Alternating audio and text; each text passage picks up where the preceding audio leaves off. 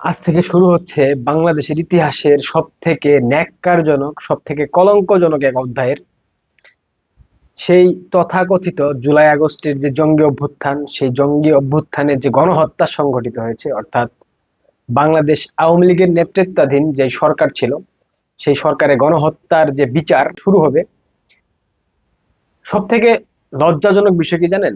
আন্তর্জাতিক অপরাধ ট্রাইব্যুনাল, এই ট্রাইব্যুনাল গঠন করা হয়েছিল 2009 সালে। মূলত একাত্তরের স্বাধীনতা বিরোধী যে শক্তি, যে যুদ্ধ অপরাধী, যে রাজাকার বাহিনী ছিল, আল বদর আল শামস পাকিস্তানি মিলিটারি বাহিনীর সাথে সম্পৃক্ত হয়ে যারা বাংলাদেশের উপর গণহত্যা চালিয়েছিল, তাদের বিচারের জন্য আওয়ামী লীগ 2009 সালে এই আইসিটি গঠন করে, এবং সেই আইসিটিতেই আওয়ামী লীগের বিচার কার্য সম্পন্ন করার জন্য আজ থেকে সেই কার্যক্রম শুরু হবে। প্রতিহিংসার কি নিদারুণ বহিঃপ্রকাশ! এই বিচার কার্য পুরো বিশ্ববাসীকে দেখানোর জন্য আন্তর্জাতিক অপরাধ ট্রাইব্যুনালের নির্দেশনাতেই বাংলাদেশ টেলিভিশনে এই পুরো বিচার লাইভ সম্প্রচার করা হবে। মানে শেখ হাসিনার ফাঁসি রায় হবে, আওয়ামী লীগের অনেক নেতার ফাঁসি রায় হবে, সেটা লাইভে সম্প্রচার করা হবে। এবং আওয়ামী লীগের যারা নেতৃত্ব থাকবে, যারা আদালতে উপস্থিত থাকবে, তারা চেয়ে চেয়ে দেখবে। মানে প্রতিহিংসা, মানে তাদের লালিত যে ক্ষোভ, তাদের মধ্যে যে লালিত বাসনা, সেই বাসনার বাস্তবায়ন অবশেষে জামাত করতে যাচ্ছে। 5ই আগস্ট শেখ হাসিনাকে সেই লিবিয়ার গাদ্দাফির মতো গণভবনে ঢুকে হত্যা করার একটা পরিকল্পনা ছিল। সেটাই সৃষ্টিকর্তার অশেষ রহমতে তিনি বেঁচে গেছেন, ভারতবর্ষ তাকে সেভ করেছে। এখন তার উপর যে ক্ষোভ, তিনি মুজিবের কন্যা, তিনি বাংলাদেশকে একটা মধ্যমায়ের দেশে রূপান্তর করেছেন, এই ক্ষোভগুলো তো পাকিস্তানি যে দূষর বাংলাদেশে রয়েছে, জামাত ইসলাম, বিএনপি, এরা তো নিতে পারবে না। স্বাভাবিকভাবে তারা এখন সেই ইরাকের সাদ্দাম হোসেনের মতো তার যে বিচারের রায় হবে, তার যে বিচার কার্য হবে, সেটা লাইভ দেখাবে বাংলাদেশ টেলিভিশনে। ভাবা যায়? 2009 সালে আইসিটি গঠন করার মাধ্যমে বাংলাদেশ আওয়ামী লীগ জামাত ইসলামের নেতা এবং যুদ্ধাপরাধী যাদের ফাঁসির কাস্টে ঝুলিয়েছিল, তাদের মধ্যে অন্যতম কাদের মোল্লা, মোহাম্মদ কামরুজ্জামান, আলী হাসান মোহাম্মদ মুজাহিদ, সালাউদ্দিন কাদের চৌধুরী, সাকা চৌধুরী এবং মীর কাশেম আলীর মতো এই কুখ্যাত রাজাকারদেরকে এই আন্তর্জাতিক অপরাধ ট্রাইব্যুনালের মাধ্যমে ঝুলিয়েছিল বাংলাদেশ আওয়ামী লীগ। তো এই ক্ষোভ তো জামাত কোনোভাবে ভুলতে পারবেন না। জামাতের 4জন নেতাকে আওয়ামী লীগ ফাঁসির কাস্টে ঝুলিয়েছে, সেই জন্যই তো তারা বলে গোলাম আজমের বাংলায় আওয়ামী লীগের ঠাঁই নাই। এখানে বিএনপি সরাসরি বাংলাদেশ আওয়ামী লীগের যেই নেতাকর্মীদেরকে ঝুলানো হবে বা তাদের বিচার হবে, এটা নিয়ে কোনো কথা বলছে না সরাসরি, কিন্তু আড়াল থেকে তারা ঠিক মনে প্রাণে চায় যে আওয়ামী লীগের নেতাদের ফাঁসির কাস্টে ঝুলানো হোক। যেমনটা বাংলাদেশ আওয়ামী লীগ নিষিদ্ধের দাবিতে তারা সরাসরি বলেনি, যখন নিষিদ্ধ হয়ে গেল এরপর তারা মনে প্রাণে খুশি হয়েছে, তারা সরকারকে চিঠি দিয়েছিল, এ ধরনের কথা বলেছে, ফুল ক্রেডিট বিএনপি নিয়ে নিয়েছে। ঠিক তেমনটাই বর্তমানে যে ষড়যন্ত্র, আমার যে ভিডিওর মূল প্রতিপাদ্য বিষয়, বাংলাদেশ আওয়ামী লীগের একাধিক নেতাকে ঝুলানোর জন্য সকল আয়োজন সম্পন্ন করেছে বর্তমান অন্তর্বর্তীকালীন সরকার। এই সরকার জামাত ব্যাকড, এই সরকার আইএসআই ব্যাকড, এটা আপনারা সবাই জানেন।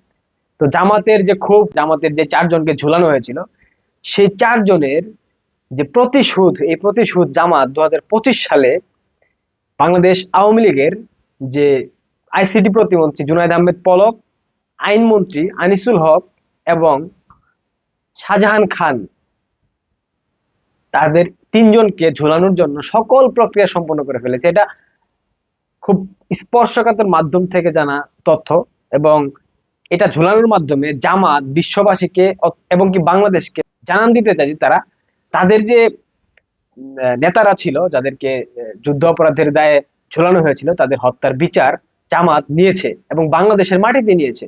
যে বাংলাদেশ স্বাধীনতার মাধ্যমে স্বাধীন হয়েছে, যে বাংলাদেশের স্বাধীনতার পেছনে 2 লক্ষ মা বোনের সম্ভ্রম, 30 লক্ষ শহীদ মুক্তিযোদ্ধার রক্ত, সেই রক্তেরও অর্জিত ভূখণ্ডে দাঁড়িয়ে জামাত, যে দল বাংলাদেশকে স্বাধীনতা এনে দিয়েছে, বাংলাদেশ আওয়ামী লীগের নেতাদেরকে ঝুলিয়ে তারা প্রমাণ করতে চায় যে তারা পারে, তারা সবই পারে। এখানে বিএনপির যে সাক চৌধুরী, সালাউদ্দিন কাদের সাক চৌধুরীকে তো ঝুলানো হয়েছে। সাক চৌধুরীকে ঝুলানোর কারণে বিএনপি অনেক মনক্ষুণ্ণ, বিএনপি সবসময় মুক্তিযুদ্ধের চেতনার কথা বলে, মুক্তিযুদ্ধের আদর্শের কথা বলে, তারা মুক্তিযোদ্ধাদের দল, জিয়াউর রহমান মুক্তিযোদ্ধা ছিলেন, মুক্তিযুদ্ধের কমান্ডার ছিলেন, অনেক কথাই বলেন। কিন্তু বিএনপির মিল্ক মিয়া, দুঃখিত, দুদু মিয়া যখন বলে যে সালাউদ্দিন কাদের চৌধুরীকে সৃষ্টিকর্তা জান্নাত নসিব করুক, তার প্রতি সমবেদনা জ্ঞাপন করে, তখন তো বুঝার অবকাশ রাখে না বিএনপি কোনোভাবেই কখনো মুক্তিযুদ্ধের আদর্শকে ধারণ করে না, লালন করে না, কিংবা মানে না।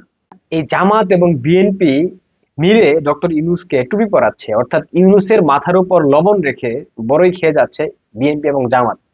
বর্তমান প্রশাসন, আইন, বিচার সবকিছু জামাতের নিয়ন্ত্রণে এবং বিএনপির নিয়ন্ত্রণে। এই মুহূর্তে আওয়ামী লীগের নেতাদেরকে ফাঁসির কাজটা ঝোলানো হলে স্বাভাবিকভাবে সেই দায়টা আসবে ডক্টর ইউনূসের উপর, কারণ ডক্টর ইউনূস এই মুহূর্তে অন্তর্বর্তী সরকারের প্রধান।